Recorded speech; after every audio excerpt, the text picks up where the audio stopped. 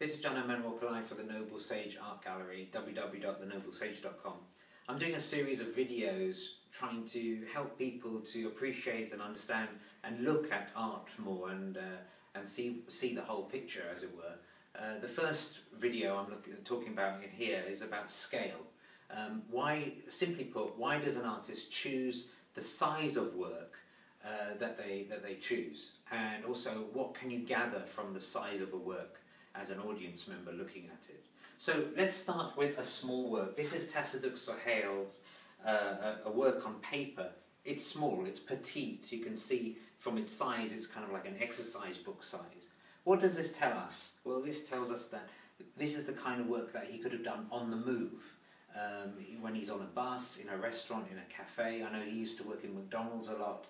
So this is in Golders Green. So this is the kind of work that he would easily be able to execute on the table, underneath a table, without drawing attention to himself. So he could copy life. He could do sketches. This is a series of sketches in this work. So it's the kind of thing, it's very like a diary in a way. It has that appeal. As an audience member, when you look at it, you're very close to it. You're intimate with it. You have to stand relatively close to it to look at it. So that changes the relationship of the work, the scale, I mean. We're not even talking about what's in it. When we go to a larger work like this is Kabaddi by Ravi Shankar, 2012. This is pen and ink on paper. This is a large work, as you can see. It's a good 5 foot across, and it's all pen and ink. So the artist really here is immediately, you can see, he's wowing us, wowing the audience with his technique, with his style, with his monochromatic black and white kind of drama in this work. He's really trying to get us to read it from left to right, because it's bigger than that, so we have to read it in a more dynamic way. So it's a different kind of work. Our participation is different, and the scale has a different effect that the artist is trying to get across. If we go to something in the middle, we can learn from this one here.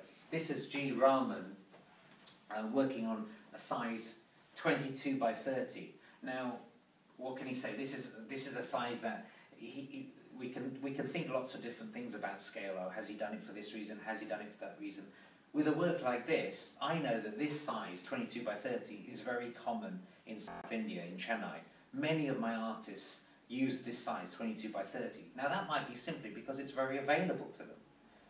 It's not because of some big reason. It's just that what makes it into that area of India is this size paper, and people find it cheaply. Artists find it cheaply and in quantity that they can experiment on and create work.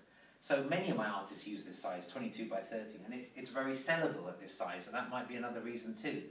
It fits in houses and walls and in dining rooms, and it sells out the door very easily. So those are different things that you can think about when you look at the scale of a work. Forget what's in it, just think about why has the artist chosen the scale. Often there's a purpose behind that scale, something simple often. Look out for that when you're looking at art. Thank you for listening, I hope you enjoyed it. Stay tuned for more videos like this.